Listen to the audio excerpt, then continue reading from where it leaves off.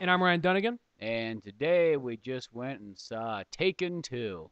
which I actually had to watch Taken 1 last night. I had to watch it at 1 o'clock in the mornings. It's one of those things like Taken 2 comes out, so you got to watch this movie before we go see it. I'm like, all right. And I really could have walked into Taken 2 and just pieced it together. It's the same fucking movie, really, but Well, they really um, almost give like a quick overview of like a little montage of what kind of happens. yeah, it does. But no, I was watching. I just got home and I was like, fuck, and I'm just like, I don't really want to watch it right now, but I want to work. We're currently working on the Drunk Batman episode 3, and I wanted to work on that most of the day, so I just watched Taken 1 to get it out of the way at 1 o'clock in the morning. Which really quickly, I want you to make sure that everybody goes out and checks out Drunk Batman 2 or Drunk Batman and Robin episode 2, the animated series. We have that posted up. It came up about a week ago. Really So funny check shit. that out. And then also make sure you go to oldmanorange.com. It'll get you everywhere. You can download the podcast, you can check out the YouTube, and check out whatever else we got there. Check out the YouTube on the internet and the And interwebs, the new bit of shit that we put up. And the iTunes and the whatchamacallit and the Napsters. Yeah, but go on there. And then also, if anybody can be so kind as to go on iTunes and give us some higher ratings, we got like one comment and like looks like 2 5 stars. But we could use a lot more than that because that's how you move up in the world. Every bit helps. Yeah, everybody or comment on anything. I don't care if it's Facebook, YouTube. Just comment. Yeah, comment. Comment, like, share. I could keep naming these This things. is late. It's later in the day than we usually do these podcasts. Yeah, but my tea hasn't soaked in yet. Neither is mine. Anyway, so I was watching Taken 1, and So what do you think about Taken 1? Let me just ask you that first, since you just saw that. it was one of those movies. I'm like, I figured it'd be decent, and I actually liked it. I enjoyed it more than I thought I would. It was just really what makes that movie is Liam Neeson, how badass he is. Because the thing about that movie, if I have one problem with that movie, one of them's actually my big problem with the movie is maybe this is what they're trying to go for. They're trying to like get people more like a little bit more in the real world, I guess. The villains in the movie were very much just kind of like stereotypical mustache twirling. There's nothing really special about it. I mean, the last guy he fought looked like a fucking like a Persian, like a douchey Persian club owner. That's really what the last guy he fought looked like. Yeah. And then it was just kind of. I mean, if I have one complaint about the movie, because just take it at face value, it's a fine action film. A lot of times people say, "Oh, it's too stupid. Oh, it's too cheesy." It's like, you know what? Just take it at face value. It's a fucking fun action film. It's cool. It's not a masterpiece. It's not Clockwork. It's not Clockwork Orange. It's not Requiem for a Dream. It's a good action film. I just take it at face value. Yeah, And well, I remember when I first saw it, well, everybody, for like just those like regular movie people, and a lot of times when like regular people that aren't like actually in the movies. regular people, let me say that. Yes, Well, I mean, as like, I adjust my movie monocle. Mm-hmm. That's sort of how I feel, but when it really gets down to it, it sounds like just The average masses, let people me start say. telling you that the movie's really good. To me, in my mind, goes, yeah, fucking right, like it's really good. If you guys like it, clearly can't be that good. But it had Liam Neeson in it, so I was willing to give it a chance. And I watched that one, and I was like, oh, it was actually a pretty good movie, you know? I actually was pretty impressed. It was one of those movies where I thought it was rated R the whole time. I didn't realize it was a PG-13 movie until I looked at the back of the box, and I was like, oh, nope, it's PG-13, but that's pretty violent for a PG-13. Well, I thought it was a good movie, and the thing about that movie was, I just thought both those movies actually, not just the first one, but both those movies, like it really tries to scare. I think here I just thought of this recently. It's a French It's movie. a French movie. I think they're trying to scare off Americans from coming to other countries because only bad shit happens when Liam Neeson or his family go on vacation. Well, it's like one of those ones that it falls in those different categories where it's like I really think it's supposed to be like a fear movie for like rich yuppie people because it's like at first it's like, oh, we're going to Paris. Oh, guess what? You get captured because you went to another country. And then this one's like, oh, we're going to Turkey. Oh, guess what? You're getting captured.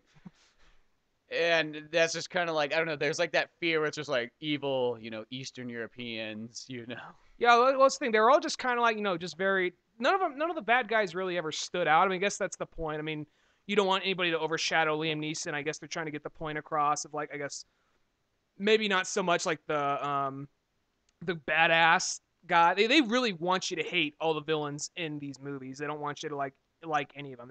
There's never the cool guy. They just want you to hate all of them. No, So, yeah, they're not really made to be too likable. I mean, there's a couple scenes in that second one where it's like, my son, I will never get to hear or see him again. And I was like, your son was a fucking dick. Yeah, I was like, yeah, fuck your son. And there's even the part where he's all like, because like they even get that blatantly across when he's all like, your son tried to kidnap my daughter and sell her for sex. I don't care. It's like, yeah, you're a fucking dick, dude. Fuck you. Yeah. And that was my son's a douche, and I don't mind. He wasn't British. He was Boris from Snatch. I know, really. But one thing I will say, it's like I just feel like the French do the smart thing. They've been doing it for a while, where they make these movies, but they sell them really well to Americans. It's all in English. I mean, the first one took place in France. That's about the only way you could really tell that it was a French movie. But then you get like, well, Liam Neeson's an English actor, but they do this a lot of times. They did it with Jason Statham in The Transporter. They did it with also in From Paris with Love. That was another one where it's just like, it's a French movie, but let's make it feel pretty American so that like almost it can feel kind of worldly. Mm-hmm. And that's a really smart idea, and because really the French in like the last 10 years have been making way better action movies than the U.S. It's kind of weird when you think about these as French movies, because you don't. I have trouble. I mean, I know they're French, but I have trouble thinking of French films, because when I think French films, I think like black and white balloon rolling down like an empty like street or something with a sad monologue over it. Or I just think of, just some real artsy shit when I primarily think of French movies. But the French know how to make some kick-ass action movies. You racist motherfucker. I'm not being a racist dick. No. But no, I know what you mean, though. The shit they jam down your throat like in a film school or something. Yeah, you're thinking like those kind. Or you're thinking like lots of the ones you kind of get. Kind of like Amelie, where it's kind of got like that little niche to it and stuff. It's the same guy who does fucking Alien. You wouldn't think that'd be the same guy who did Alien for Emily. But no, like the French make fucking badass action movies. They've also make a lot of really good kung fu movies, which sounds like the other fucking weirdest ass thing. I think like a lot of like Jet Li movies. Like I think Unleashed was a French movie. A lot of those movies too, like a couple countries will get together too and just make like these ones. But I mean, if you really think about like Transporter was sort of a martial arts movie, the first one, the second one doesn't really have it. They took all that away, which that was a really cool scene in it. The second and third, I thought. Well, I never saw the third. The second one I thought was stupid, but the first one was second pretty one badass. was okay. I didn't think it was like horrible. I thought it had some kind of corny moments in it. The part when he like drives jumps the and knocks the bomb off off like the crane hanging down or something. It's like it's got a handful of those over the top moments where you go like, but I thought they're like, in overall the movie's not like terrible. It's just not amazing. Mm-hmm. I don't know. Like I still enjoyed it. I could watch it. Yeah, I guess I see what you mean. It was just very much just kind of like whatever. I enjoyed the first one. The second one wasn't horrible. I could watch it. It was just. And did you ever see any of the District B13 movies? I wanted to. I haven't got around to that. Well, that was the same movie done by the guy who did Taken 1 and did which wasn't From Paris with Love. Wasn't that one of the seller points for you on both those movies? Yeah, I think that was one of the selling points. And but he didn't do the second one. It was done by a different guy. But those movies had like great martial arts, and they had like the parkour and all that stuff in it, which is kind of cool. The French love the parkour. Well, they invented it. Yeah. So they gotta love it. I know, but I mean, in all these movies, you see like there's one parkour guy in each of these movies. But Taken 2 was pretty darn cool, I'd have to say. I enjoy it. I mean, it's not the most amazing movie in the entire world, but it's Liam Neeson angry and killing people, which is what you kind of want. Take it at face value. It's a fun action film. That's all it is, and that's fine. Though this movie, it really gets across Americans are the worst fucking tourists. Like, I wonder if they just said they have show the civilians like, look at these fucking American tourists. I mean, the other day somebody stole my fucking cab, broke my fence. Some bitch was throwing grenades off a balcony. Well, they really in this movie. It's like Liam Neeson doesn't give a fuck about anybody but his daughter and like his ex-wife. Like, there's a part where he's telling his daughter to take a grenade and chuck it out the fucking hotel window so they can figure out where he is. And he's like, "Is there anything out there?" No, Dad. There's just somebody's car. Fuck it, throw it out there. It's not your car. Just blowing shit up. Even Liam Neeson, he kills a fucking police officer at one point just because the guy pulled a fucking gun on him. Well, then again, it never explains that later on. Like, I guess Liam Neeson could just kill police officers in other countries and not have a problem. Well, they got the point across. It was a crooked police officer because he was working with the bad guy. They got that across? Well, he was on the phone with him. He's right here. Oh, I guess I didn't notice that. Yeah. I just noticed there's a police officer and he fucking unloaded. And then later on, they're fucking running away from the cops. He's like, "You can't stop, keep driving." I just shot a police officer. Fuck those peasants and their fruit stands. And then they even come to the American embassy and they're just like going like at 80 miles per hour to fucking taxi cab. And she's like, "Should I slow down?" No, just drive straight through it. Like, they drive right through like the toll booth and just destroy the fucking shit out of it. Really, there's just like Liam Neeson. It's fine though. It's just so much fun. Just to like save his like, his ex-wife and his daughter. Like he will destroy. He will do millions of dollars in damages. He will like kill people. He doesn't give a fuck what's in his way to get to his like goal. I want to say this real quick about back on Taken 1 for a second. There's that part at the end because this one almost sets it up like he and his ex-wife might get back together. Kind of ends on that note. They don't full on say it, but it sort of implies it, in my opinion at least. Taken 1, there's the part where after he gets the daughter back, his ex-wife hugs him and says, "Thank you so much." And the stepdad walks up to him and who's a rich douchebag, shakes his hand, says like, "Oh, I'll do anything for you." I says, "No, this is good enough." I wonder if there's like, I just wish this would happen. Make it such an awkward, dark ending, but I just wish this happened so much. He just says like, "Sir, one thing I can do for you." There is one thing. It just cuts like a couple minutes later. They're like in a bedroom. He says, "Are you sure about this? Can I just pay you off?" No. You have to watch me fuck my ex-wife. You can't break eye contact. And as they go at it, Not her, me. Yeah. Eyes up here, bud. Yeah. And as we go at it, as they go at it, the fucking credits roll Over it. over it. No fucking music. Just one of the most awkward, just bleakest endings. That'd be awesome. But when his wife comes across as kind of like this, like so like yuppie and kind of like, oh, she's just like total rich bitch. Like, there's a part where she's fucking complaining. She's like her new husband. She's like, oh, he's such a dick. We were having a family vacation where we were gonna go to China, and now we can't go. And it's like, boo fucking who? You rich fuck. You can't go to China for a goddamn vacation. They get it across that she married for money, I think. Still, but it's like one of those ones like. No, I'm just saying. I'm thinking because it's just what she's just like. Yeah. Oh, we can't go to China. It's not like it's like. Well, what even tops that off is at first they're like, we were gonna go to China and sort things out for the weekend, but then we said, maybe just me and our daughter should go, and then he said, "Fuck you." It's like, so you're pissed off. He said, "You know what? You should still pay." Yeah. But we don't want you to go to China with us. Yeah, for one, it's his fucking money, so he can do guy whatever the goddamn hell he wants. The guy was a douche, but yeah, it was one of those things. Like, those ones is like, oh my god. That's one thing. It's always bothered me in movies, and it's in like 90+% of movies. Movies are mostly always based off really rich people, not just partially rich people, but really rich people. That's one of the only things. It's just like, I mean, and that's not like a few movies. That's like there's so many movies. It's just like. It's almost like they're so rich. It's like, is there anybody out there other than maybe 5% of the people in the world that could really relate to these people? I think it's more of like Liam, because Liam Neeson's the main character, and they get across that he's living like a very simple life. He doesn't have a whole lot of shit. He's just there for his daughter, who's under the custody of her mom, who happens to be rich, married to a big rich like douchebag. Well, yeah, because Liam Neeson, he's a fucking washing cars in the beginning of the movie. Well, that whole scene, I don't think that he was working there. Because the guy that came out was wearing like a uniform. He says, "Listen, the car wash comes with a free polish." Says, no, I got it. I think they're just trying to get across. He's such a perfectionist. He doesn't want them to do it. He wants I polish. like to show up at your business, but I want to do the work myself. I'll still pay you, but I'm gonna do the work. Yeah. I was like, oh, that was really fucking easy. Well, I knew he was already like kind of like retired in a sense. I thought he was taken care of. For some reason, I thought he did that kind of job, like kind of like one of those like senior citizen jobs. Like, I got nowhere else to go. It gives me something to do in the day. He doesn't want to go be a greeter at Walmart. Yeah, like it's like a Walmart What greeter happened? job. Fucking Liam Neeson. But he washes people's cars instead. I'd rather wash cars than be a greeter at Walmart. I don't know. I will say, I mean, I wouldn't want to be a greeter in Walmart for I don't know, it just feels like a sad place in life to be. But at the same time, it's like the easiest fucking job in the world. I know, but for every person that comes in, like, welcome to Walmart, you just see a little bit of their Walmart. soul. You see a little bit more of what's left of their soul just disappear. Well, in the tops of Walmart, you can't see them because they're invisible. But there's like this giant vacuum that sucks the employees' souls out the more they keep coming in there.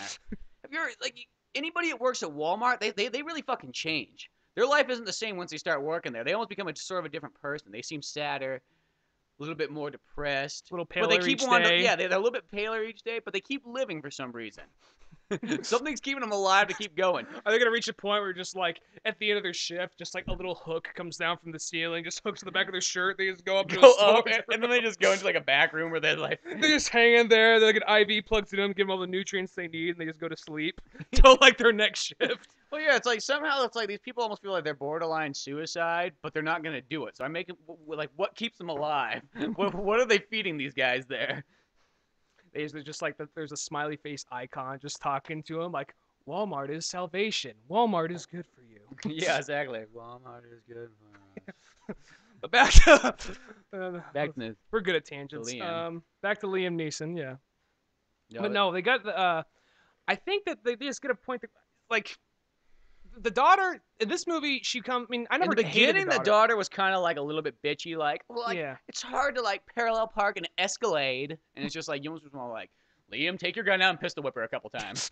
I know it's your daughter, but she needs it. It's the only person he wouldn't do it to. Anybody else, yeah. Yeah, no, he would just start pistol whipping somebody else. Like his daughter did something wrong, he would just start like killing somebody else like in front of her. Like, And she'd be like, I'm taking it out on her, on this man, on your boyfriend. He's gonna die, but he didn't do anything. So I just can't hurt you though. which the boyfriend, I have to make up for the last like 20 years that I have not been here. And what's really weird though, her daughter, she's supposed to be like 17 or 18, but she looks like she's fucking like 27. Well, that was the chick. She was in Lost right there, that girl. I've never seen Lost. Oh, you never seen it? All right. Well, it was like the first one, I'm assuming, the first one came out in 2008, correct? Yeah, so it's 4 years ago. They said, the first one, they said she was 17, which in this one, I'm guessing it's she's only, like 18, because I think she's just about to go off to college. even though it took place, I guess this makes it sort of like a period piece, because they get across that the guys, because there's the sex trade guys who he kills in like the middle of the first one. Mm-hmm. His father, the father, like the guy who ran those guys, who was the father of one of them, is coming for Liam Neeson and his family. And I guess they get across the point that they just died recently. So I guess it's within like a year later, maybe. Yeah, I think it's supposed to be not too long later. But still, she just looks way older than being like she's supposed to be like a teenager, and she's like, clearly not. She looks like she'd pass off as a college student, but yeah, beyond that. Yeah, I guess she just looks like she's like 25 to me. So it's just those small things you can do. I mean, obviously it's 4 years later, so I mean she's gonna look different, but. Which Liam Neeson, in my opinion, because I watched the movie I watched the first one not even 24 hours ago, so it's still pretty fresh. He really aged in 4 years, I'll say. No, he was looking pretty old in there. Because in another Taken 1, I was like, oh, he's looking pretty good, you know. And Taken 2, it's only been fucking 4 years, Jesus. Most definitely. Yeah. But no, I thought the movie was pretty good. It was. I actually thought the action scenes were pretty well done in the second one, more so than the first one. No, I thought the action scenes were really well done. It had good car chases in it. Had good shootouts. I'm not even sure there were like car chases in the first one. Were there? I don't think so. I only seen the first one. That's one of the movies I've only seen once. It's one of the movies like it was really good, but you know, it's something you just don't get around to ever sometimes watching some movies multiple times. Yeah. But no, the action in the second one was great. It had all kinds of cool stuff. I also like the scenes too. So I always like those kind of like where Liam Neeson uses his like his mind powers. As in, like, when he's telling his daughter how to fucking find him by, like, chucking grenades and then taking out a map and writing down, like, the distance based on time. Yeah. Well, that had a really cool scene, though, where, like, Liam Neeson, he's got, like, the bag over his head after he gets, like, taken. And then he's fucking counting. He's, like, here's the seconds from his watch. And he's counting how many seconds it is and, like, what turns they take and what sounds he hears so he can know kind of where he is in the city. It's got cool things like that. I like that kind of stuff. No, that's the thing. Here's my only complaint. I know it's within the span of 1 day. This movie's in the span of 1 day, where the second one was the span, I think, like 3 days or something. Something like that. But this one thing about that scene is there's some things I understand. Okay, he's by the harbor, so he's going to hear horns going off. He's going to hear things docking. He goes by a steel mill. He's going to hear hammers and sparks and all that. Yeah, there's an old man playing violin there for like 24 hours, apparently. It's kind of like those guys that are in like Columbia State Park that just have nothing better to do but play like their fucking horrible instruments. Their flute, yeah. Yeah, they're obnoxious as hell. I just want to go up to that guy like, Jethro Tull is dead, and just break his fucking flute in front of him. It's a real job. Yeah. And then there's like, there are birds over here. Like, what if the birds like flew off to a different area and landed somewhere else, but whatever. No, it's like one of those things. I'm not going to down it too much. It's fine. He's Liam Neeson. He has powers. He's Qui-Gon. He trained Batman. I mean, come on. It's almost kind of like, what if like Qui-Gon? What if Ra's al Ghul had to save Jean Grey? Wait, she played Jean Grey? That chick played Jean Grey. And which one? All of them. The daughter? Not the daughter. No, not the daughter. The mom. The mom did? The mom was Jean Grey. Like, Jesus Christ, that lady, like, she looks really old. They dyed her hair black, and they, Wow, okay. I was wondering how old that chick was. Mhm. I thought she was like Liam Neeson's age. I thought she looked good for her age. Well, but she looked good for her age, but I mean, like, just thinking back to that, it's like, oh, that actually kind of blows me away because that Jean Grey. I guess because I'm just thinking of X-Men 1. I know that's actually been like 12 years, so I guess it actually has been quite a long time. But I was just picturing her in my head, and I'm like, oh well. Because when you see them when they're young, when they're younger and hotter, they just stay that age forever. You know what you think about fucking X-Men live-action movie is 12 years old. I don't even want to fucking think about that. Don't bring it up. That's fucking half my life. Don't even bring that up, dude. That's fucking. That means X-Men the TV show, the animated series, came out 8 years prior to that. You're just making me fucking so now depressed. That's X-Men, the animated show, is 20 years old, which means Batman's also 20 years old, the animated series. Sonic the Hedgehog is 20 years old, so. Or you'd be 19, I guess. No, Sonic's 20. They're just getting across the 20th generation. Didn't the show come out? Did the show come out in 20? I'm not going off of the show. I'm just going. Oh, okay. I was thinking. I was just binging shows. The first one I was like, I thought that show came out in '93. But this is the very sad episode where we just just start reminiscing about like the olden days. Oh, I remember the day when X-Men was on and we was young. Back in the day when I got 2 stations and it barely came in, but we got the Fox Kids and I was able to watch myself some Batman, some Power Rangers, some X-Men, and some Baywatch with a little bit of Saved by the Bell in between. Of how Baywatch was on the kids, like kids. It wasn't on Fox. the kids, but this is how it went. It went Batman, Saved by the Bell, and Baywatch. It really progressed. You kind of had almost like, in a sense, a kid show. Then you had a teen show. Then you had a 48-year-old man show who lives by himself. And he watches the first 2 shows, too, don't mind you. He's divorced, and Batman and Saved by the Bell is just as important as Baywatch, but Baywatch is kind of the finale. He's divorced. He hasn't paid his... He's divorced 15 years ago. He hasn't paid a single, child, support. That guy. But no, back on Liam Neeson again. I just love how hard and angry they get him across in these movies. Like, there's that scene, I laughed on it, so I knew you had to laugh on it. The part in the first one where he goes to his French friend's house. His friend had kind of rat him out, in order to protect his career. And he's all like, he's at his house with his wife and his kids and all that. And he's all like, the wife's all like, oh, believe it. He's like, oh, let me go get some wine for you. She's French, and that's my best French chick I can do. And then he's all like, what are you talking about? What's he talking about, Jean? I don't remember his actual name. Let's just say his name is Jean. And, and then eventually, Liam Neeson just pulls the gun. He's like, oh my God. He just shoots her right in the fucking arm. Yeah. I was laughing so hard. It's like, oh my God. That's one of those things you never see in the movie. Like, I will put one between her goddamn eyes. Well, it's one thing I like about Liam Neeson's character in these movies. It's like he doesn't think. He just reacts and shoots. His reaction is kill. That's the first thing. Don't ask questions. Don't even ask questions later. Just kill. I think my favorite kill in this movie is when he stink palms the bad guy at the very end. He stink palms him to death, more or less. You know where he snaps the guy's neck? There's the part when he goes up against Boris from Snatch. Mm-hmm. And then after he fires, because there's this whole scene at the end, he's like, you killed my family, so I'll kill your family. And Liam Neeson's like, dude, shut the fuck up. Your son was an asshole. He tried to kill my daughter. You're going to just get even. I'm giving you the chance to walk home. Oh, that guy, yeah. Yeah, I'm giving you a chance to walk home and just live life. I thought you were about the guy right before that. And then he puts the gun down. I'm going to walk home. I'm going to walk out of this, and I'm going to let you live. Of course, Boris from Snatch is a dumbass, and he grabs the gun, picks up the gun, fires it, but then it's empty. So then what does Liam Neeson do? He runs up to him and fucking stink palms him to death.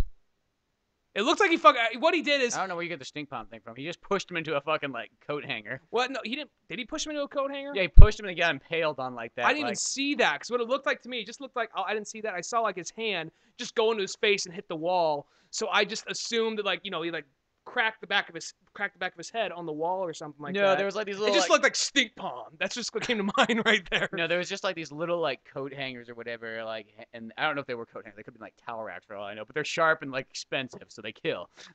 And he pushes them onto that. I didn't even see that. Okay. And he gets impaled. I didn't see him get impaled. I just thought he got, slapped into a wall and, the force broke his neck or some bullshit. Yeah. But no. pretty good movie. No, it's one of those ones. That's always gonna happen. When a movie's really good, it's kind of hard to talk longer. I always feel. Well, it's like one of those things. There's not really a whole lot you can really say about it because it's a very simplistic film. No, it's one of those. Well, it's like the first Taken. I mean, like that's one of the few movies I can describe. It's like it's really made to be able to describe in like less than one sentence almost. Mm-hmm. You know, like, and that's kind of the exact same thing this one is too. It's just Taken 2. So instead, The double ending, the take. the ending theme is kind of. I wonder what they're gonna do for like Taken 3 because you know they're gonna try and make more of these things. Well, no, this movie was pretty damn packed too. Mm-hmm. I mean, I know we went to a little bit later showing than like a matinee one, but it was pretty packed, and that's mostly always an obvious sign. How packed the movie is on day one is always my obvious sign if they'll make another one. You know how most Die Hard films end on like well, the weather outside is Christmas. frightful. Yeah, they always end on that. Like 3 out of like 4 Die Hard movies end on that. Actually, no, 2 out of 4. My mistake. Well, what if this ended on Doobie Brothers? Which one, like? Taking it to the streets. Oh yeah, taking it to the streets. Just each one just ended on that. The thing about like Taken is, I could see another one in the movie, but they almost can't be really like a Taken movie. It's got to be like. It's not to be called Taken for the sake of the I mean, franchise. it has to because it has to be called Taken for the franchise. But I mean, like I don't think it can really involve like somebody getting taken again. Well, this one, it's like I don't even think we said this part of it. Where the first one, his daughter gets taken and sold into sex trade. The second one, he and his ex-wife get taken. The daughter has to find him, and then once the daughter finds him, Liam Neeson says, "Thanks for the help, sweetie. Go to the American Embassy." And from there on in, he just kicks ass for the remainder of the movie. Mm-hmm. So he's even kicking ass while he is taken. So yeah, he's kicking ass no matter what. I assume he goes to sleep punching people in the face. Yeah, just that's really really I could always describe that movie. That's how I almost sell that movie to people. It's like it's Liam Neeson. He's badass and he just kills. That's what you know what Liam Neeson really is probably one of my favorite actors because not only does he just like kick ass left and right. Batman. He trained Batman. He was a fucking Jedi. He fucking trained Obi-Wan Kenobi. He was Schindler. He can do like these things like he could do like these very like high class artsy films that no one ever sees like Kinsey or Kingsey. And then he can go off and do some big badass action films. That dude is that. The cool thing about him too is like when he does those big badass films, he still feels like that, almost like that same character from like those like, you know, like he just doesn't feel dumbed down or anything. He's still that ultra intelligent guy, but now he's killing more often. Sorry, I cut you off. Go ahead. I would say he's just killing more often than before. Oh, right on. And he's never really if he's in movies that suck, but he's never really the bad part of it. No, I mean some of the movies I've seen like like Clash of Titans, but he was the best part of Clash of Titans. Yeah. It was just Zeus the whole time. Yeah, it didn't really save the movie, but like the parts he was in at least kind of made you feel like, well, that's $8 wasn't horribly spent, or I guess 11 because that was a 3D movie. Fucking 3D. But yeah, there's some movies he's in, but most of the time he's just all around badass. And he was totally badass in this movie. That's for damn sure. So no, I liked it a lot. I mean, there's like maybe some small like qualms, but other than that, though, I really enjoyed it. I think it's worth seeing for sure. I guess it's more of just things like logic flaws. Just like, yeah. Should we slow down there? No, fuck it, just drive through, man. Yeah, well, because he's just destroying shit left and right, and not caring what so fucking ever. Like, I just don't know how a man could really destroy that much fucking shit and not get arrested. I don't care who you are. And then he calls like his buddies in. He's like, his buddies are all like out there on the golf course. He's like, I need you to make a call to the Istanbul like embassy or the American embassy on Istanbul and just like get me out some shit so they don't shoot us. And he's just like, yeah, okay, fuck it. We can do it. He's like, yeah, Liam Neeson's into some deep shit. And they're like, oh yeah, seems like an average day for him. Like they're so like calm and collective with it. This is every other Sunday with him. Yeah, you don't know what he gets himself into next. You can almost make Taken the sitcom. But really good. I'd love to see a sitcom that was just really violent, but so the audience laugh track over it. Had like the audience laugh track, and like it was always just like all the dark, violent scenes. Almost, sort of just like one of my favorite audience laugh tracks. Actually, this is probably my favorite audience laugh track of ever is or of all time is on Natural Born Killers. Like where it's showing Rodney Dangerfield. Yeah, Julia something. Stewart? Julia. I almost said Julia Louis-Dreyfus, but I'm like not the chick from Save Bob, but Julie. Is it Juliette Lewis? Yeah, Juliette Lewis. Yeah, there we go. And just when showing like her family life and like Rodney Dangerfield's like her dad, and he's like the biggest like dick ever, and it's like there's a laugh track during the parts that like I would have laughed normally in a movie, and they actually put a laugh track over it, which just makes it 10 times more hilarious. When they imply rape, when he grabs her ass and squeezes it, he says like, "Your ass is mine tonight." The audience laugh track over that. It's just not like, not like last, like you didn't get me last night. He says, "Yeah, you got my." The little kid says, "You got my room last night." The audience laugh track goes over that. That's so many fun things. He says, "Well, I must have been really drunk," or whatever the line was. But that's like one of my favorite parts in any movie. Just like hilarious. I guess this is the segment of the show where we talk about the trailers. Oh yeah, I guess we can talk about those trailers. Unless you want to new talk more 007 one was pretty badass. It was a little bit different than the other ones. You sound like, do you want to talk more on Taken, or would you? No, let's talk about trailers. Trailers, yeah. The 007 one, I'm really looking forward to this 007. I'm really looking forward to 007. I mean, like I haven't liked the newer ones nearly as much as the old ones, but I still like to go see them, and I'm really always excited about them. Mm-hmm. I don't know. Still, I will have to say I have no idea what the fucking story is about. The trailer, like, I really have no idea what's going on yet. But it's 007. That's all you really need to know. From articles I read and from what I see in the trailer, it looks like someone's doing a revenge scheme against M, and that guy in it, Javier Bardem, whatever his name is, the guy who's in No Country for Old Men, who's the bad guy, has his hair dyed blonde in this. He's apparently trying to go pull some kind of revenge scheme against her, and I think it might be her son or something like that. Huh. The only thing I also noticed too is in that one, like, there's a part where like Bond looks like he's just kind of having like some free time, because he's got kind of like a scruff going, and he's out kind of hanging out. And I guess they're just trying that sitting out at the bar. Well, they have the whole part of the trailer where he's apparently been dead. They thought he was dead. Or he faked his death or something like that. So he was just on like a 3-month vacation, just bar hopping. I guess that's the only way you can really get a vacation when being Bond is by like killing yourself. So no supervillain questions it. Yeah. But no, that looks badass as always. I can't wait for that one. What were some of the new trailers we saw? Because a lot of stuff was kind of same old, same old. There was Lincoln again, which is a good trailer. That looks pretty cool still. There's the trailer for Parker, which is the new Jason Statham movie, Jennifer Lopez movie. Oh yeah, it's one of those movies. It kind of has like those movies. It's kind of like falls under like that Mr. Smith or Mr. Smith. Kind of that what's the one? Brad Pitt and I know Mr. and Mrs. Smith. Mexican. Yeah. No, I'm seeing the other one. Angelina Jolie. No, that's Mr. and Mrs. Smith. This is Jennifer Lopez in this one. No, you're getting confused now. What I'm talking about is I'm saying this movie's kind of like in that style of like Mr. and Mrs. Smith, and then like the Mexican. Oh, and the Mexican. You know, in movies like I can't think of any more of them. Oh, like kind of like Night and Day with Tom Cruise, where it's kind of like you get an action star, you pair it up with a kind of like a famous. Jennifer Lopez doesn't seem like that famous anymore. I guess she still sort of is, but like. Saw her like in the center page of like Cole. She wasn't even on the fucking front of the magazine, so I kind of assume she's not nearly as famous as she was. But you kind of get that kind of mix. So it's like it's almost like most movies. It's made to be like almost like a couple movie. Mm-hmm. You're gonna get the man in there, so you get the action, and then you get the woman in there, so you get the feelings, and they come together. And those movies can be. There are some of them that are pretty good. Like the Mexican, I think is one of those really good ones. That's very well done. But I think lots of them aren't like nearly as good. They're like okay. I mean, they're mostly not. They're either kind of like horrible sometimes. They can be okay, but they vary with those kind. That's a real hard style to pull off. If you can pull it off, it's really good. Because that was what made the Mexican really good. Because like Brad Pitt's story, I just loved. Because it was just like a really fucked up dark story. Like everything just like all the shit that could go wrong went wrong with him. But it just had some almost.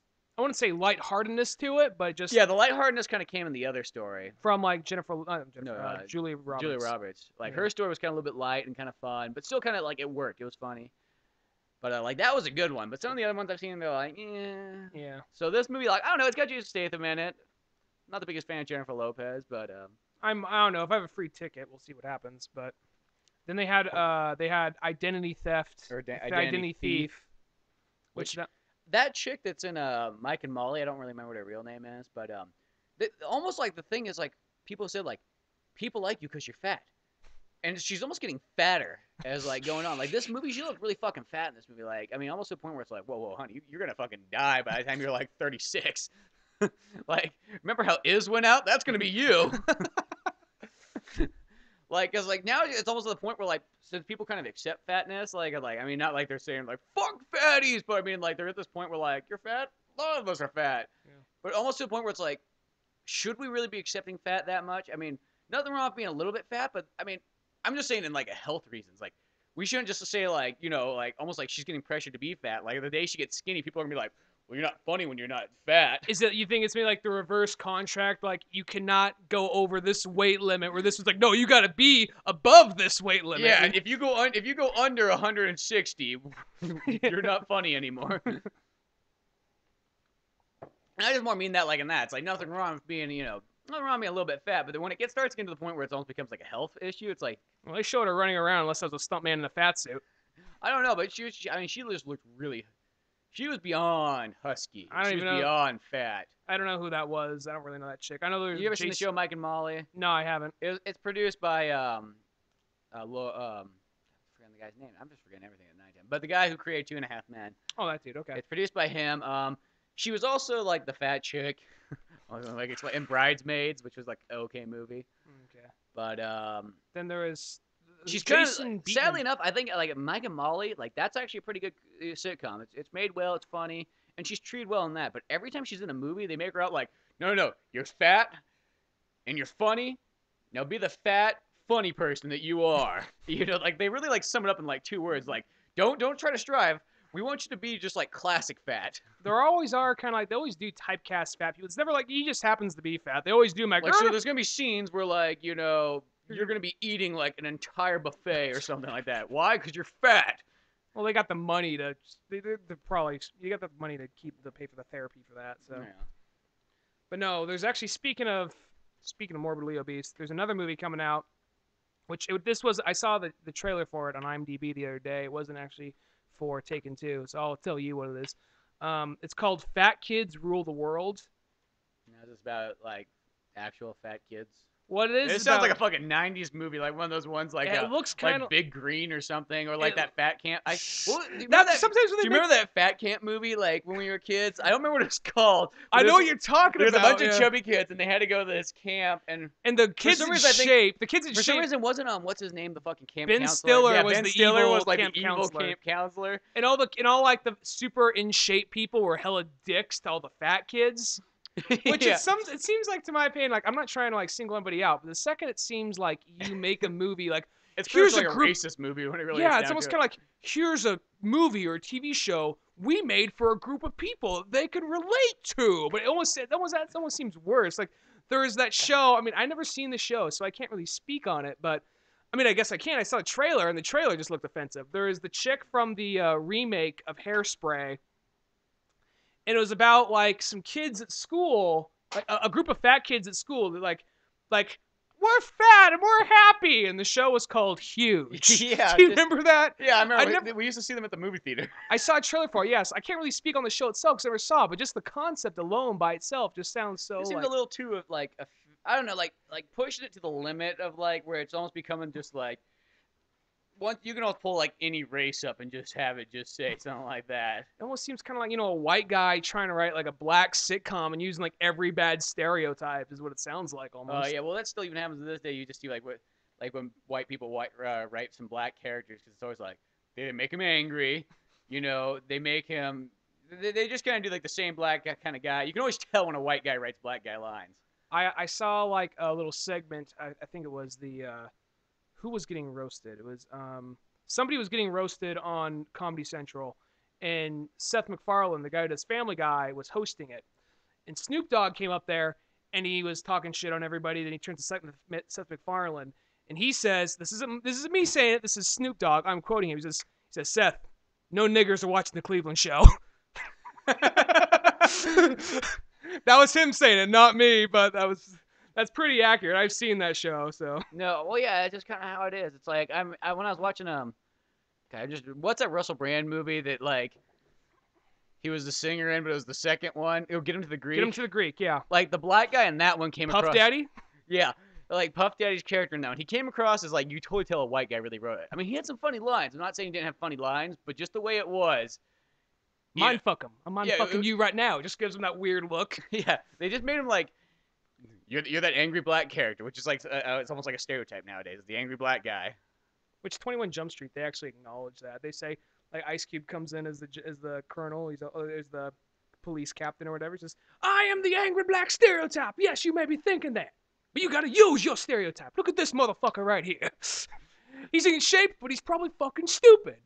He goes like Jonah Hill. He says, look at this guy. He's short, but he's probably good with money. He's like, dude, you are good with money. He's like, fuck. You know? That's pretty funny. So at least he was self-aware of it. No, you know? I mean, like, I'm not saying like some of them stereotypes can't always. They're not always a bad thing. Like stereotypes are always looked upon like nowadays. As, never like, run for in any politics because they'll say like that's what those quotes will get you with for like years down the line. Stereotypes aren't a bad thing. Do you want Spencer Scott Holmes in office?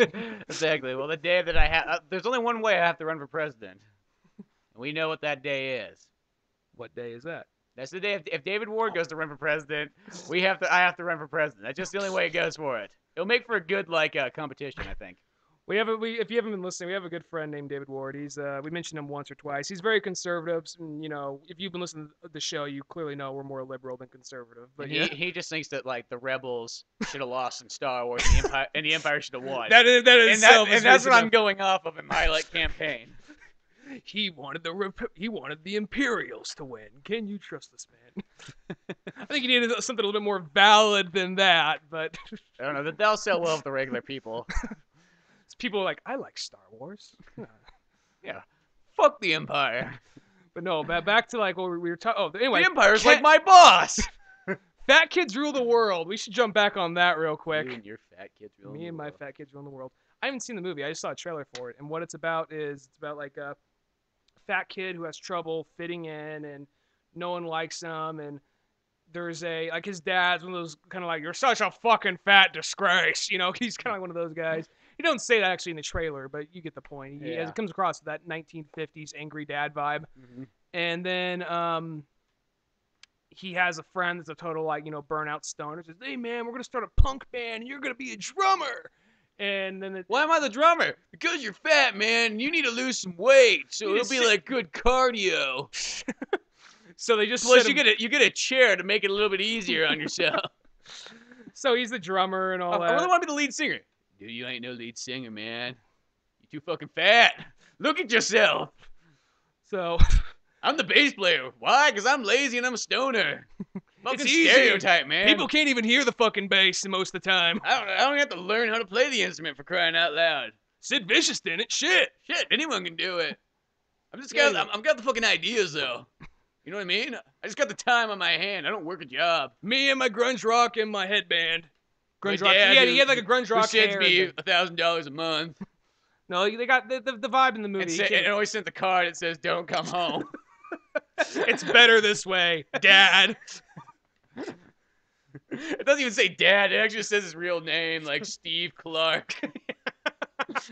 He doesn't even want almost like, I feel like there's a connection we've lost at some point, but I can't trace back where. What's this movie about again? Okay, let's see if I can fucking remember. Let's see. Ben Stiller runs a fat camp. He's a total dick. So then they decide to rebel. So they decide to rebel by starting up a band. They put all the fat kids in the drums.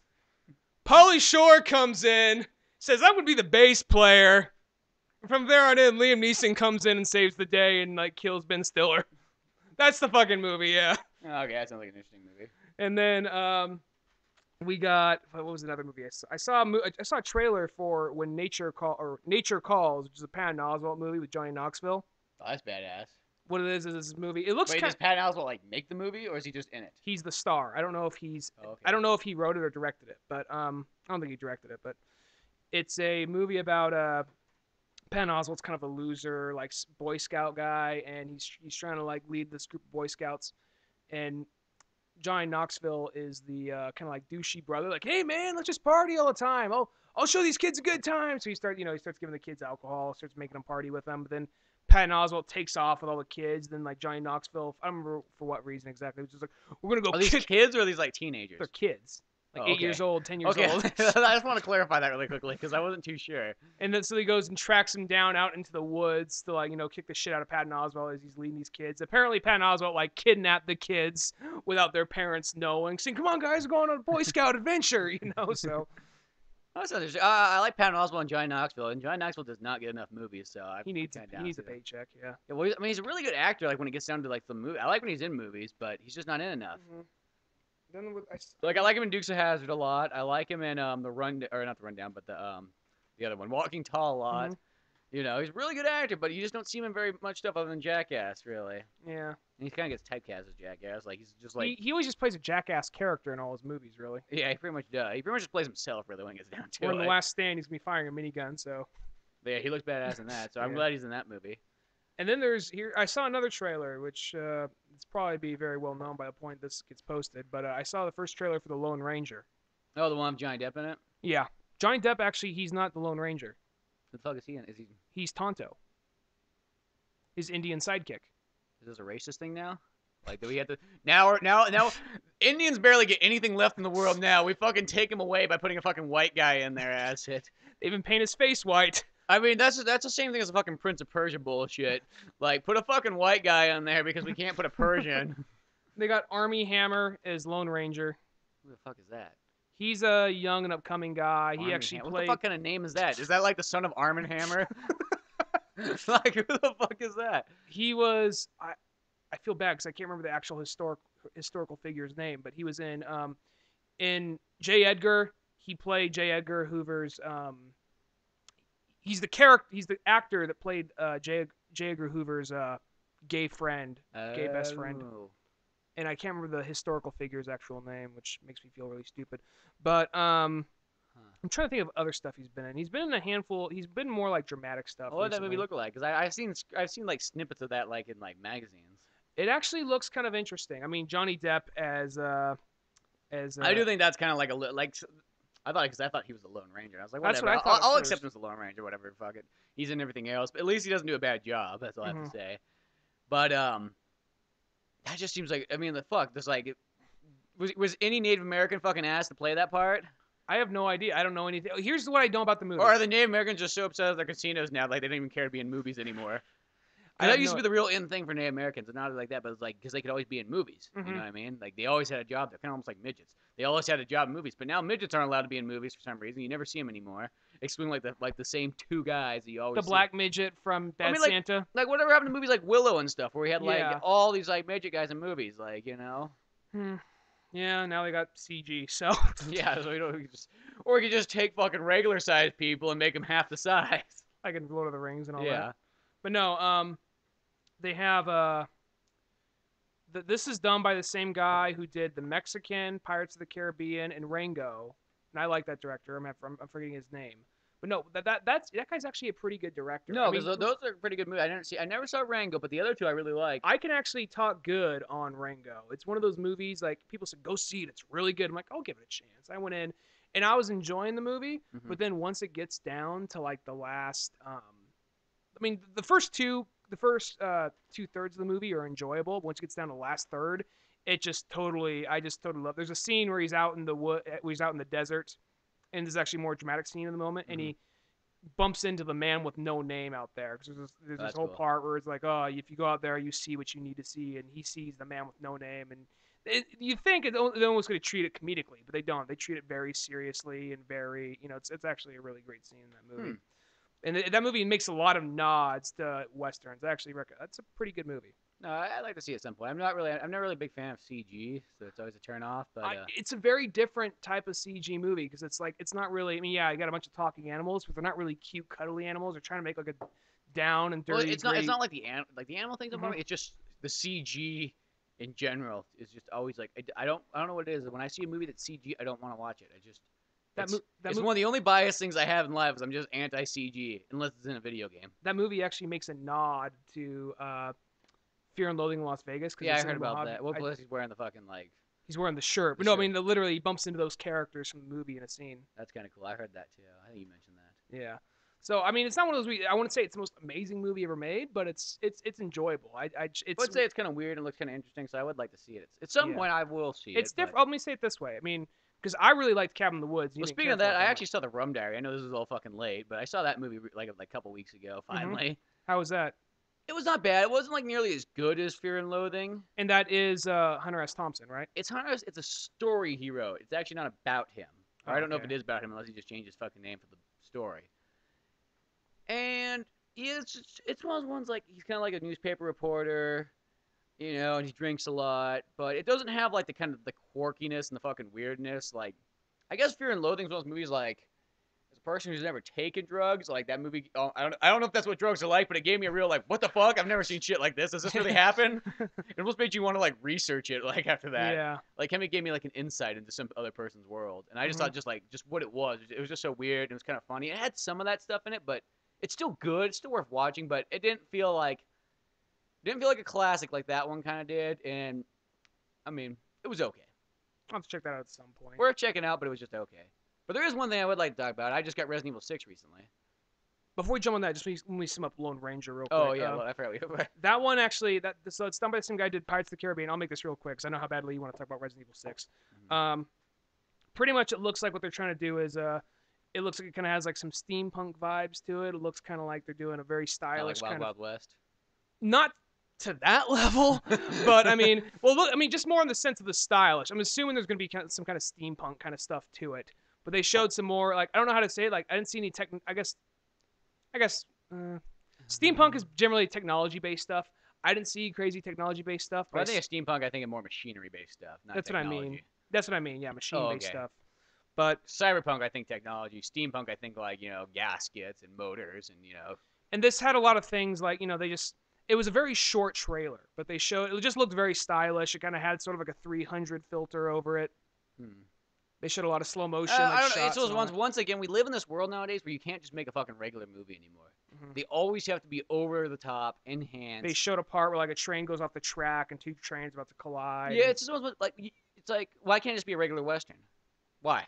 Because a regular western doesn't sell like it. Like No, because because people don't give a fuck about regular westerns. I want a anymore. regular western. I'll see this. I'll check this I mean, out. like I probably would see it maybe. I don't know if in theaters, but I like this director, so I mean, I do Pirates of the Caribbean 2 and 3 were a little weak. well, but did he direct 2 and 3? he directed 2 and 3, but I Oh, think okay. that's because like Disney whipped out that giant that giant fucking cock and it's like suck this and you'll be rich for the rest of your life. You chase that cock because that cock has like Mickey just pulled it out. $100,000 strapped to it. Mickey just like dropped it to the ground like, how's this gonna go down, huh, Gore?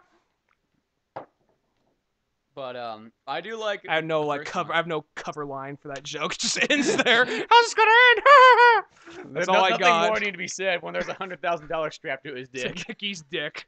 But yeah, back to Resident Evil 6. But 'cause I Resident don't- Evil 6 just came out, and it actually got kind of like before because I picked up a little bit later than like I picked up on Wednesday, but I saw it like on Amazon, like it had like fucking shit review. There was like a 3 out of like 5 stars on there. I was like, what the fuck? And I was like, do I read it? Do I not? I already had the game fucking pre-ordered. I'm not gonna fucking like look at this now and go, oh man, what the fuck?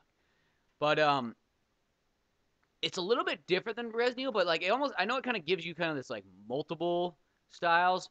It gives you 4. It says on the back 4. I only see 3 on there so far. I haven't got through the entire game yet. But it's got the Leon Kennedy story, which is kind of more like a classic style Resident Evil mixed with kind of Resident Evil 4. It really reminds me of like Resident Evil 2 and Resident Evil 4. Mhm. And it's more like survival horror. It's kind of that one's actually pretty. It's kind of scary in parts. The part where I was walking through a graveyard, I fucking fell in a grave and there was filled with water. I'm like, oh, what the fuck? And I was like, okay, I can get up there. And a zombie jumps up out of the fucking water in there. Scared the fucking that's a daylights out Leon of me. Kennedy level. Yeah, that was the Leon Kennedy one. And his is like totally survival horror. And then there's the Chris Redfield one, which is really just like Resident Evil meets Gears of War. So it's just ultra action packed. The only problem I've had with it is in the fucking it's ultra action packed, but I can't find ammo to save my fucking life. It's like the ammo that's in Resident Evil 2, like that survival horror style where like if you try to kill everything, you're just gonna run out of ammo. That's kind of how it is in this one. Oh.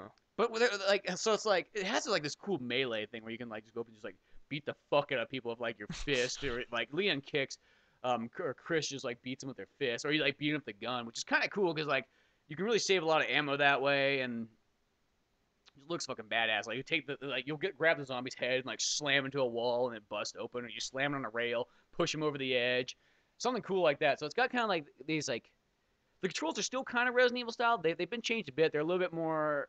It's like Resident Evil 5 mixed with sort of like a semi-first person shooter, like sort of Gears of War. I'm really gonna say Gears of War because that's kind of like everybody wants to be Gears of War nowadays. Mass Effect had to be kind of Gears of War. And the thing is, like, I love Gears of War, but the Gears of War is Gears of War. I'm kind of surprised everybody else. It's like everybody else needs to be that. I like Mass Effect for what Mass Effect originally was, and Resident Evil I kind of like for what it originally is too. I got a question about that. When you say it's like Gears of War, now does it actually just play like are the controls different or just the gameplay style is a little different? More like the gameplay style, like Just for the fact that like the Chris story, it's just like it's you and a bunch of like kind of like I think it's like 4 guys, like kind of like mercenary kind of like BSAA killer guys, and you're just going out. There's just tons of zombies to kill. Then you start battling these big fucking giant monster things. Don't even fire shit back. Like Yeah, machine they guns all and stuff? fire shit back and then stuff, and they're like zombies, but they're kind of like advanced. Well, at first it starts kind of racist, 'cause it's a bunch of Chinese, which because it comes from a Japanese person, so they're like, fuck those Chinese. They want our fucking little island. Because right now at the moment, like China and Japan's fighting over like this little fucking island, and just the idea that China wants it is like those fucking little capitalist bastards who would call themselves communists. It's just like you got China, like one of the biggest fucking countries in the world, and you want to take this little fucking island just because you hate Japanese people. You know what I mean? Yeah. But so it's got that. So you know how Japan gets back at these They people. incorporated that into the storyline. Yeah. So at first you're just a bunch of.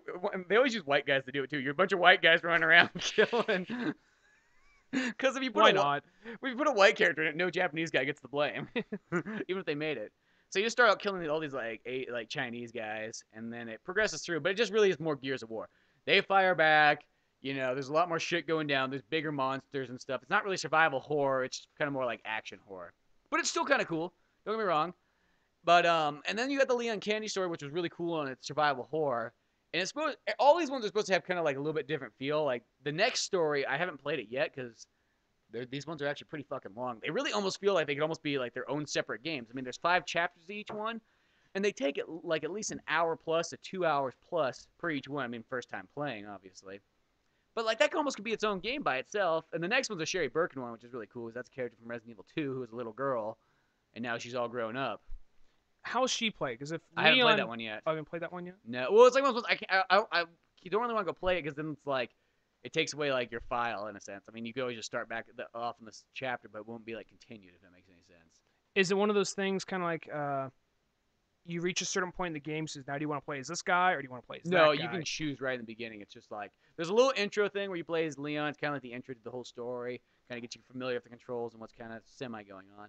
And then it's like you could choose either Leon, Chris, or Sherry. And then it says on the back that there's 4, and I don't know if you unlock something later. I have no idea. They advertise like some guys was like Wesker's son. I think that's the character it plays because each one has 2 characters to play with it. Uh-huh. And they're mostly all new characters, all those other ones. And I think that's who's with Sherry is a guy named Jake, and I think that's the new character. So they showed a guy that was like doing backflips and like punching people. I'm guessing that's probably who it is. Maybe that's how the Sherry one probably plays. Is they might play like that might be the gameplay style difference. Is you get these like weird special moves. Well, at least the controls are generally the same. The goals are different. Like I said, at first I was like, "What the fuck are these controls? These controls are fucking shit. Like, why can't I just have my regular Resident Evil 5 controls?" I was really pissed off at first. And then I got kind of used to them. And I'm like, okay, whatever. Like it's like I personally like those tank controls. Like that's how they always used to call them. I like that where like I kind of like forward is always forward, or up is always running forward, back is always run backwards, and you hit left and right to turn. You know what I mean? I like those kind of controls. Now this one plays more like a first person. Well, it plays kind of like a GoldenEye, where like you go forward, or you can turn left and right, and you can go back, and then you can use the other joystick to I guess you don't use it to strap or anything while you're running around. It still has like that Resident Evil kind of feel. You draw your weapon. You can sort of walk now when you draw your weapon. You can like kind of like move slightly forward, slightly back. They put that actually in the Resident Evil Revelations game for the 3DS. All right. But so it has that. And once you get used to the controls, they're actually not too bad. But just at first, it was just one of those ones. It was pretty fucking different from what I was used to. So it kind of threw me off. It kind of made me angry. And then it's also got this weird menu thing like you can't just fucking pause the game to go look at your controls. You have to fucking do it like in game. Like it's really weird. Those are always kind of obnoxious. I always feel. Well, at least they're keeping it consistent. Because if anything taught us, like you don't want too many different things in one game. It's Sonic Adventure 2. Oh yeah, I know. Well, that's almost kind of like. That's what I'm afraid this is going to be. A lot of people like when I read some of the reviews on Amazon because I wanted to kind of see what people like were thought.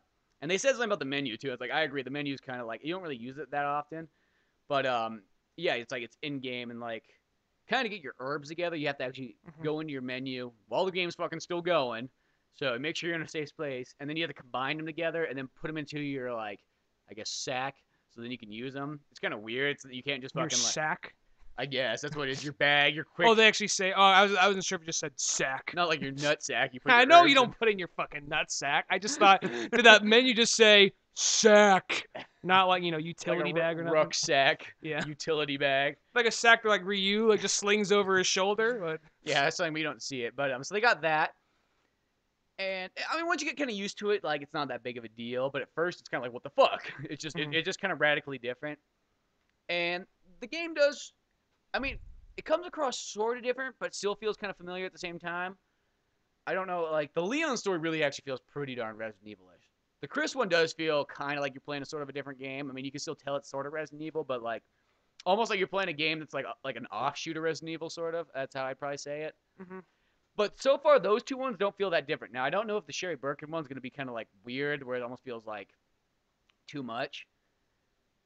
And then I remember some of the complaints on Amazon I was reading too is that people were complaining about like that there's too much of those action time events, kind of like how they have Resident Evil 4, where you press L and R together, you press like A and B together. Which I remember we had a friend, and he kept complaining about how hard those were. I'm like, it's one or the fucking other. It's either L and R or A and B. If you can't get them, hit them all at once. You know what I mean? It's like it's not like it changes up on you. In my personal opinion, I think it should just been really confusing. So it just really threw you off. Like it could be any part of the buttons you had to hit. Mm-hmm. But so far, I haven't seen that many of those. There was a handful of them in the very beginning, like in the intro video. And like whenever you get grabbed by a zombie, sometimes it can be kind of different. Like you either have to spin the joystick, or you have to tap A really fast, or you have to press like R at a certain part where it like lines up. They have a handful of those in there. They don't seem like to me. They don't really bother me. They're kind of like whatever. That makes sense. That's cool. But so far, I've actually been pretty darn impressed with the game. It's got some really cool scenes in it. Like the Leon Kenny's one's cool because you start out like in a city, and it almost feels like Raccoon City. It's pretty much like Raccoon City all over again. And they're like regular zombies too. That's what I like about it. That's good. They're slow. They don't run, which is like, thank Christ. Sick and tired of running zombies. But then there's like some things like the fucking zombies will sometimes like jump at you, like they'll like toss their body at you, and it's like what the fuck, and it just like comes flying at you like only like about 10 feet, but you're like when you jump back. But it's kind of cool because you just run through the city, and it almost kind of gives you like what I always thought would have been a cool thing back in the day was that they would take Resident Evil 2 but make it like Resident Evil 4, like those kind of controls, and that's kind of what this is like. So now you got a lot more zombies. You're running through a city. You know what I mean? You got so much ammo you can use. And then it kind of progresses far. Like you meet people along the way, and like they kind of do some like you never have to like protect them or anything weird, but like that was something a lot of people complained about with number 4 was having to protect Ashley all the time. Yeah, there's nothing like that. Like the people that like you run against, like whatever they can do whatever the fuck they want. I don't think it makes a difference what you do. Mm-hmm. But so far the game is pretty cool. I'll just have updates on it as far as I get because it's like those ones like the chapters are really fucking long though. That's like 2 hours a chapter just seems like it's like you and RJ should really do like a Resident Evil. I know. Podcast. I've been wanting to do a podcast with him for like a month, but he's just been kind of busy each time. Like we were guys like let's do one before like the game comes out. We just talk about Resident Evil. Then like the movie came out. I was like, well, we can do one right now. Then like it's like, well, fuck, I'll just wait till Resident Evil 6 comes out. Then we just talk about everything Resident Evil. All right, yeah. But no, so far it's really badass. I would recommend if you like Resident Evil, I can't see why you wouldn't like this.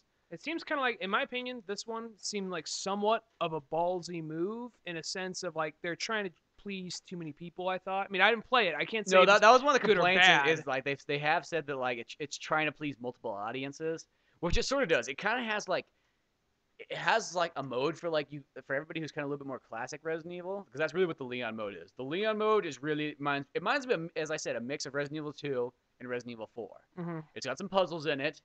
It's got more of a survival horror element in it. It's a little bit scarier. And then the Chris mode just like a really fucking amped up like action. It really just feels like Gears of War Resident Evil style.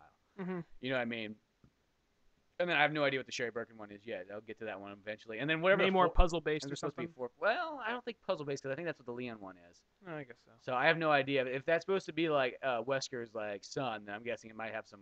You might have weird like magic moves or whatever you want to call it. Well, I saw some footage of him doing backflips and jumping around, punching zombies and shit. And that might be I don't know. That could be the point where the game actually is like maybe a little bit clunky. I don't know. Because that's where I heard. Because that's the thing. Like when I was saying in Sonic Adventure 2, like when they were trying to jam too many different gameplay styles in one game, to where they weren't focusing enough on one. which I don't know. I haven't played this game at all, so I can't speak for it. But Well, so that's far at what I least, heard a lot of. here's the thing about the Chris and Leon. I mean, they play identical. Like the way you move, like nothing's different there. Like your Mhm. controls are exactly the same. They play like identical. It's just like almost like the premise is different.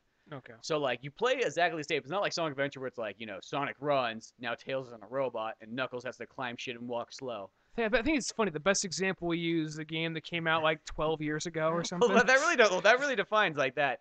And this one, I mean, like Leon and Chris, they play exactly the same. Just Leon has, like he's facing just slower zombies.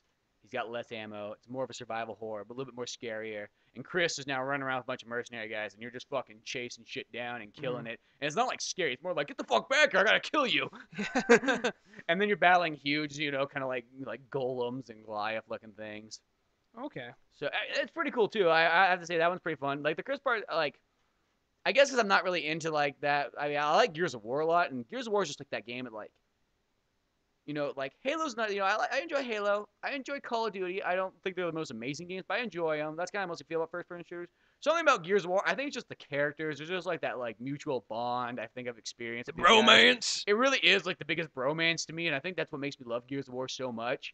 It's just I don't know. I think it's like it just as a shooting game itself, it's a good game. It's strong, but really what makes that game is the story and the fucking characters. It really feels kind of like an 80s action movie, like a Well, science that's what it is. fiction Like 80s you really action get like film. the story's just like so fucking awesome, and you get really into it, and it's just like amazing.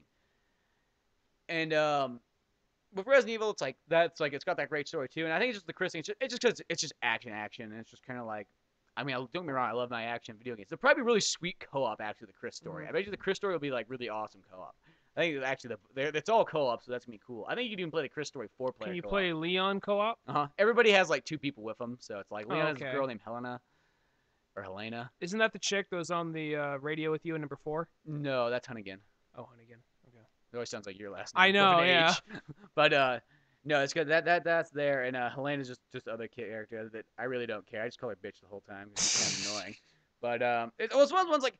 The one thing that always bothers me about video games, I know we're kind of dragging on here, but why don't you know what would have been cooler? Like since there's like 6 characters in there right now, what if there were just 6 characters we actually all fucking gave a shit about? You know what I mean? Like some people want to get creative. Well, it's and like put their state. Sometimes once you've developed enough characters, you don't need to keep making brand new characters. That's kind of how I feel. It's like those ones like. If I had to play a Mario game and I didn't play as fucking Mario, I'd be pretty fucking pissed. If I had to play a Zelda game and I didn't play as Link, I'd be pretty fucking pissed. You know what I mean? No, I get you. And it's just those ones like to me, like when I see Helena, it's like, why can't it be like Claire? Like that would have been fucking awesome. It was like Leon and Claire back she again. might pop back in. No, but she's not Yeah. there. She's not that character.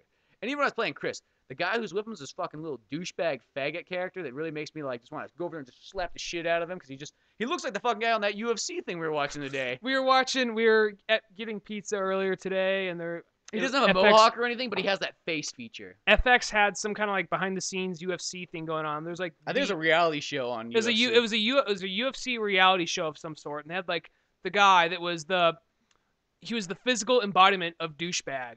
Of just if you look up the douchebag in the dictionary, this motherfucker appeared.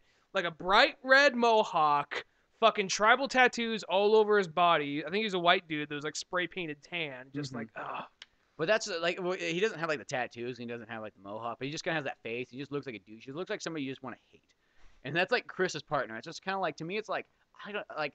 At some point, I'm gonna have to play this guy. I know for a fact because I'm gonna play co-op with somebody. And I can't. Chris fucking dies, and this guy ends up leading the series, and Leon dies, and so he becomes the main just character. Ones like it's like that character right there. I mean, come on, that could have been Barry. That could have been Rebecca. That could have been Billy. Now, quick question: is he just a douchebag, just in the sense of like he acts like a douchebag? No, or he just looks like a douchebag. Oh, you just hate him. Just like I hate your fucking douche face. He's actually the nicest guy in the whole fucking world. Oh no, he just has that like I'm a total douche. Look at me. And it just I don't know. It's just one of those ones like to me. It's just one of those ones like why can't you just put like characters one like it's kind of cool because at first I saw the other file. I was like, who the fuck are these 2 characters? And I was like, oh, it's Sherry Birkin. That's actually really cool actually. But like, why can't you just put Claire, Jill, Rebecca? Barry, somebody I actually like give a fuck about more than these like because that's like that Helena character. I could give like I don't care all about her, like whatever.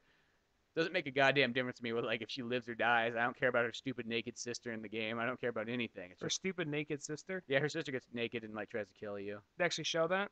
Well, she's naked. She's covered with like slime, so it kind of like blocks Oh, okay. it, like filters it. But I just was kind of surprised they actually did show nudity in the Capcom game. Well, they've been showing nudity in video games pretty recently. Yeah, in video games, yeah, but I mean, never nudity heard was a from surprising Capcom. thing like 5 years ago, but nowadays. I mean, it's not. I mean, it's not surprising nudities in video games, just when it's a major franchise like say Resident Evil. Even though I know it's very violent, it's just it's not one of the ones I'd assume would show nudity in the video game series itself. I guess it doesn't really shock me. I guess, or like like in the company way, like I don't know. But no, it's just one of those ones like that's about my only complaint. Is it's like that's like a complaint that doesn't sound like it has nothing to do with really the game, but like just as a fan, it's just one of those ones like. Well, it's like why make up these like it feels like when movies just kind of make up a boss for like a superhero movie, just like they make up a villain. That's really what that kind of feels like. Just like you're making up a partner that like I care like since wasn't the fucking original ones, and it's just like almost it's like you've made so many games so far, like why don't you just use these characters again? Like they don't get enough spotlight. Nah, I see what you're saying, yeah. And it's just like I don't know, it's just I don't care. I mean, there's a time and a place to make new characters. I mean, it's really cool that they got like 3 old characters. And then Ada's always in it too. I don't think you play as her, but still, I would like to. Hopefully, whatever that 4th story is, hopefully it's either Jill or Claire. At some point, you're gonna get Wesker's punching, kicking son or whatever. I think he's teamed up with Sherry. Okay. I think that's who it is. All right. So I don't actually know if it is his son, but I think he has like Wesker powers. I know very little about Resident Evil. The only one I ever played was number 4. So I'm one of those people. Yeah, I know. You're one of those people that I'm not one of those people. Though I'm not one of those people who found out number 5 and started talking shit on it without playing any of the other ones. What's wrong with number 5? Well, no, there are people that were suddenly complaining, like Resident Evil 4 is the only really amazing one, and 5, and Leon's not in it, so it's not gonna be good. Some of those. Yeah, well, I like personally like 5 more than 4. I was one of those people. Like I like 4 a lot, but I think 5. I think it's just at the co-op thing. I think the co-op thing really made it for me. But my favorite Resident Evils though is 1, 2, and 3. That's like those are the 3 best ones. And then I like the remake a lot for GameCube, and then Code Veronica is pretty cool. Okay. But the other ones are. I mean, I like just about every Resident Evil though. So I'm not. Actually, I played a little bit of 2. I never beat 2. But I played a little bit of it. Yeah, 2's pretty amazing. But that's where I'll wrap that up there. Talk more about Resident Evil another time. So Taken was good. Fat Kids Rule the World's movie coming out, and Johnny Depp's Tonto. So apparently, racism still exists. Yeah, but next week, hopefully, we're going to do another one tomorrow. We'll see how that happens. We'll see what we do on that. But next week, we're going to try and see 7 Psychopaths and Argo. Yeah, 2 movies. And then hopefully we're also going to do a Pokemon Black and White 2, which comes out this Sunday. So we'll be overloaded with podcasts. We'll see about that. I can't promise Black and White 2. Yeah, I can't Dunigan's promise going that. cheap bastard at the moment. So I still got to beat number 1. All this Pokemon talk, and after the Pokemon retrospect, it kind of got me back in the mood, and I saw Pokemon Black for a cheap price. I'm like, I'll give it a shot, because I know it's a whole bunch of new characters in this one. And I'll be honest, I got kind of sucked into it. But then, with working on the comic book and then the animations and all that stuff, I just got kind of fell a little behind. But if I can, Black and White, good podcast material. It would. Pokemon's Black and White 2. Good. We'll see about that. I'll finish Black, but we'll see about Black and White 2. It might be a little late. It comes out Sunday, so we might be a little late on that one. You just bought Resident Evil 6. You got some work to do too. Well, yeah, but I'm sacrificing myself for the art here. For the art of fucking podcasting. I'll throw down $35 and not spend and have to suffer for 2 weeks of not having any money. Eat. So that's what I do for the art. What do you do? What do I do? I'm working on a fucking comic book right now. That's what I do. Nice. All right. Well, that's the podcast for the week. Okay. I'm Spencer Scott Holmes. I'm Ryan Dunigan. Make sure you check out the website at oldmanorange.com. And leave comments and reviews. Cool.